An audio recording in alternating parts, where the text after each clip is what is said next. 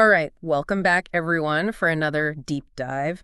Today, everyone's always chasing the next big health thing, right? Right. So we're diving into trendy superfoods. Whoops. What are they really? What makes them so super? Yeah. And, as they become more and more popular, are we even sure they're good for the planet? And we've got articles and scientific studies and even like market trend predictions to sort through. Wow. Yeah, that's a lot. Yeah. And just to kind of like keep us on track, we're going to be focusing on 4 superfoods that are really having a moment right now. Fonio, sea moss, tiger nuts, and adaptogenic mushrooms. We'll be talking specifically about reishi and lion's mane.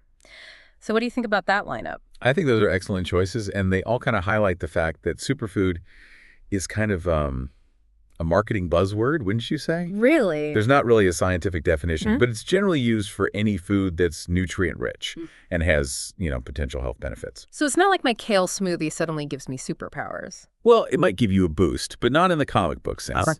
But what I think is really interesting is that this whole superfood trend, it's not just about personal health, right? Right. It's tied into the environment and how we farm. What we choose to eat has an impact on land use, water resources, even, climate change. Wait, so you're saying my grocery list has global consequences? Yeah, it's like a chain reaction, Yeah. starting with the choices we make as consumers to the planet itself. Wow. So yeah, understanding the environmental impact of these superfood trends is super important. Okay, so to get a feel for what's hot right now, I dug into some, like top superfood lists from 2023, 2024, even some 2025 predictions, and it is wild. Oh, wow. Yeah, we've got coffee kombucha, black elderberry, even AI personalized nutrition. Like, I don't even know what that is. AI nutrition, that sounds pretty futuristic. Right. There's a superfood for every trend, it seems. It seems like it. But what really stood out to me is that our 4 stars, fonio, sea moss, tiger nuts, and those adaptogenic mushrooms, they appear consistently. Interesting. There must be a reason for that. Exactly. So let's start with fonio. This ancient grain from West Africa, it's making a comeback, and it's naturally gluten-free. Yeah. But here's what blew my mind. Fonio has more calcium than any other grain. Wow. I know, right? That's huge, especially for anyone who's, avoiding dairy. Yeah, it's an incredible source of plant-based calcium, and it's also full of B vitamins, protein, fiber, even essential amino acids like methionine and cysteine, which are, those are vital for healthy hair, skin, and nails. So it's like a beauty food, too. It is? Impressive. What about its impact on blood sugar? Well, unlike white rice, wheat, or corn, fonio digests really slowly because it has a lower glycemic index. Okay. And that means it prevents those rapid spikes in blood sugar, which makes it really beneficial for people who are managing their blood sugar levels. Okay, fonio is officially on my shopping list. Now let's dive literally into sea moss.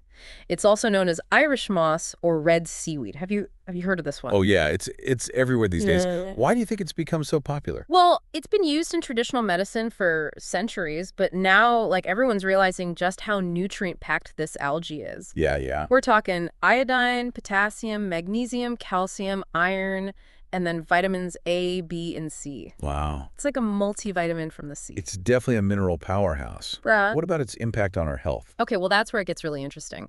It's being studied for its potential to boost immunity, manage chronic inflammation, and even support weight management. There's even some research about its potential benefits for gut health, Yeah. because it's high in fiber and prebiotics. Oh, right. And those act as food for the good bacteria in our gut, Got it.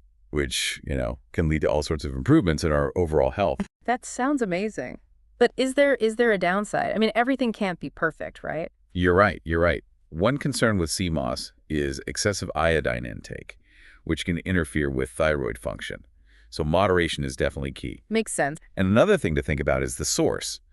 Depending on where it's harvested, there's a risk of heavy metal contamination. Right.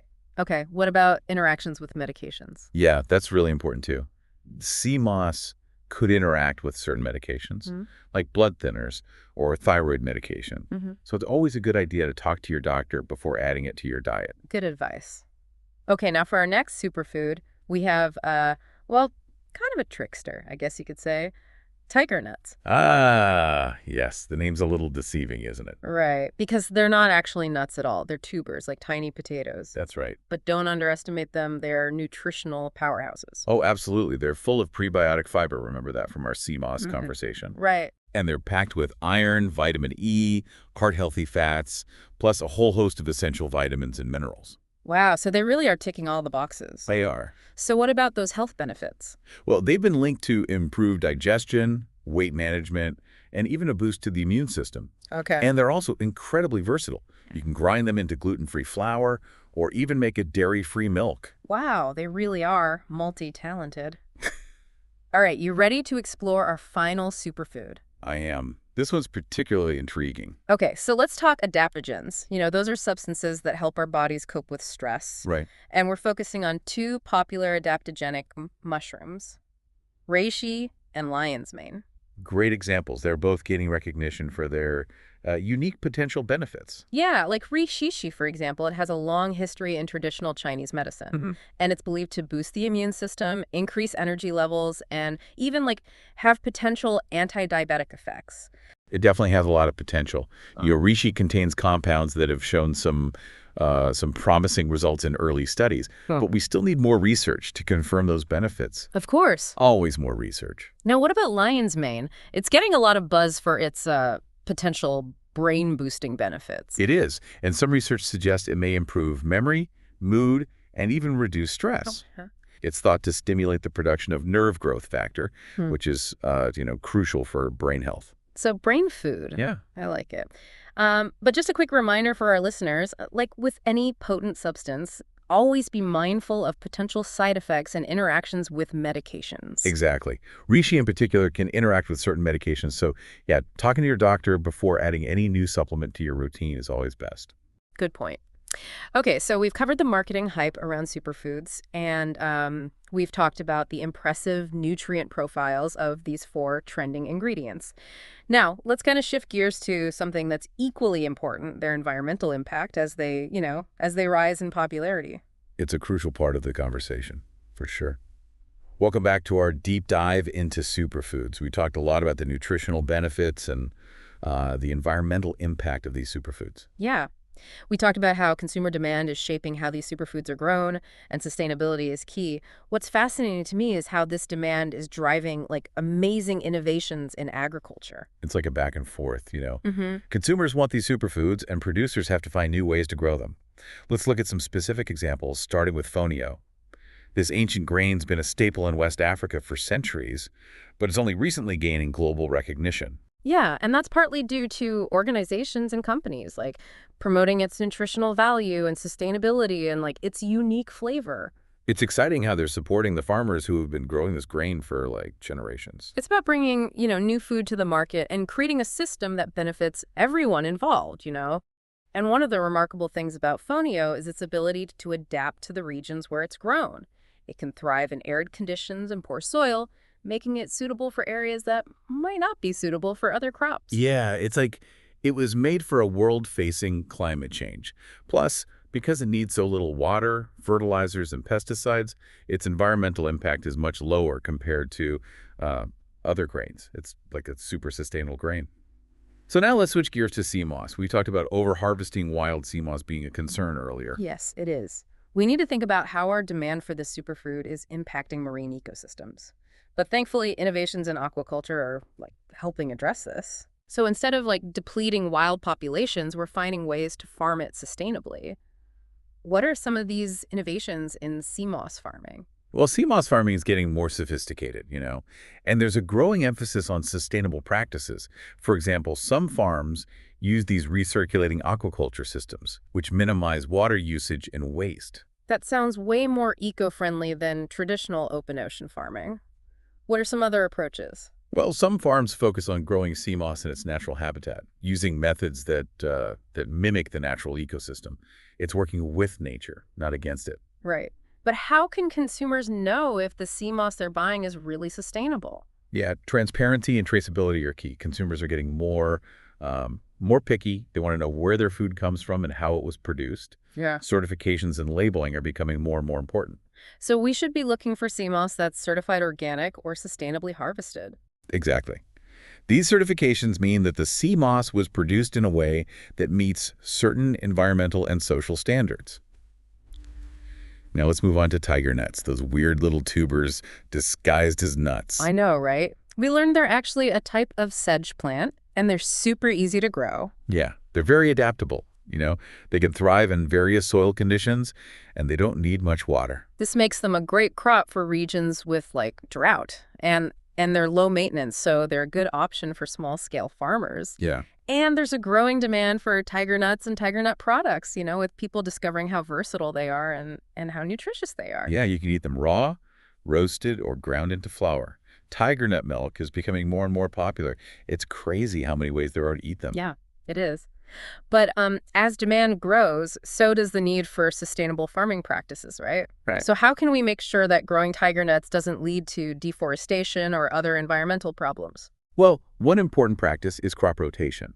That's where farmers alternate different crops in the same field. Okay. This helps improve soil health and reduces the need for pesticides and fertilizers. Right, right. So it's like giving the soil a break to like replenish nutrients. Exactly. Okay. What are some other sustainable practices? Another practice is using organic farming methods, the ones that avoid synthetic pesticides and herbicides that can hurt the environment. So when choosing tiger nut products, we should look for organic and sustainably sourced options, to support farmers who are protecting the environment. Okay, on to our final superfood, adaptogenic mushrooms. The fungi that are taking over the wellness world. We talked about how the way these mushrooms are grown can really impact their quality and their sustainability. Yeah. Wild harvested mushrooms can be contaminated with pollutants, and harvesting them on a large scale can damage ecosystems. So controlled environment agriculture is really important for mushroom cultivation. It is. Technology is making it possible to create the perfect growing conditions for these mushrooms. And some really innovative approaches are being used. Like what? What kind of innovative approaches? Well, vertical farming is one approach. It's where they grow crops in stacked layers, which maximizes space and uses resources more efficiently. It's perfect for cities where there's not much land. It's a smart way to solve the problem of limited space for agriculture. Are there any other approaches? Another approach is using recycled materials as growing substrates. Mushrooms can be grown on all sorts of stuff like sawdust, coffee grounds, even agricultural waste. Oh, wow. So it's like it's giving those byproducts a second life and reduces the need to harvest new materials, which is good for the environment. Exactly. It's a great example of a circular economy in food production. And as demand for adaptogenic mushrooms keeps growing, we can expect to see even more innovation in this area. That's great. It's inspiring to see how these superfoods are changing how food is grown and produced. It shows that our choices as consumers have power. You know, we can shape the world around us. And by making informed choices, we can support a more sustainable and fair food system. I totally agree. We've explored all these incredible innovations in agriculture, all thanks to the demand for these nutritious ingredients. You've seen how farmers and producers are changing their methods to meet this demand in a way that's good for the environment and our health. It's an exciting time to be into food. Stay tuned for more insights as we continue our deep dive into the future of superfoods. And we're back for the final part of our superfood deep dive. It's been quite a journey, hasn't it? We've explored the nutritional power of fonio, sea moss, tiger nuts, and those fascinating adaptogenic mushrooms. We have, and we've also seen how their popularity is leading to some really cool innovations in agriculture. Right, so we've learned that these superfoods have a ton of potential health benefits. They're full of nutrients that can help with everything from gut health and brain function to immunity. Absolutely. But we have to remember, they're not a quick fix for all our health problems. Of course not. There's no one food that's the key to perfect health. Exactly. It's all about balance. Right. These superfoods are just one piece of the puzzle. Yeah, a healthy lifestyle involves so much more than what we eat. Things like exercise, managing stress, getting enough sleep, social connections, those are all important too. So it's really about taking a holistic approach that considers all aspects of well-being. And that brings us to this idea of bio-individuality. Right. Bio-individuality. It's the idea that we're all different, and what works for one person might not work for another. Yeah, we all have our own unique needs and preferences and ways our bodies respond to food. Exactly. So even though these superfoods have all this amazing potential, it's really important to listen to your own body and figure out what makes you feel your best. Yeah, it's not about following every trend, but about making choices that are right for you. I like that. So as we wrap up our superfood adventure, let's recap some key takeaways for our listeners. First, these superfoods are definitely worth checking out. They have tons of nutrients and can be really delicious additions to a healthy diet. But they're not a replacement for a balanced and diverse way of eating that includes lots of fruits, vegetables, whole grains, and lean protein. Right. And whenever possible, it's important to choose sustainably sourced options. We have to be aware of how our food choices impact the environment. Definitely. Supporting sustainable farming practices means we can enjoy these superfoods without harming the planet. And finally, remember what we talked about with bio-individuality. Listen to your body, try new things, and discover what works best for you. Embrace the superfood trend, but do it thoughtfully and with a sense of curiosity. That's the best way to go about it. Explore, enjoy, and nourish yourself in a way that makes sense for you. Well, that brings our deep dive into the world of trendy superfoods to an end. I hope you all enjoyed exploring this with us. It's been great sharing these insights with you. Remember, the journey to a healthier and more sustainable you begins with the choices we make each day. Until next time, happy eating, everyone.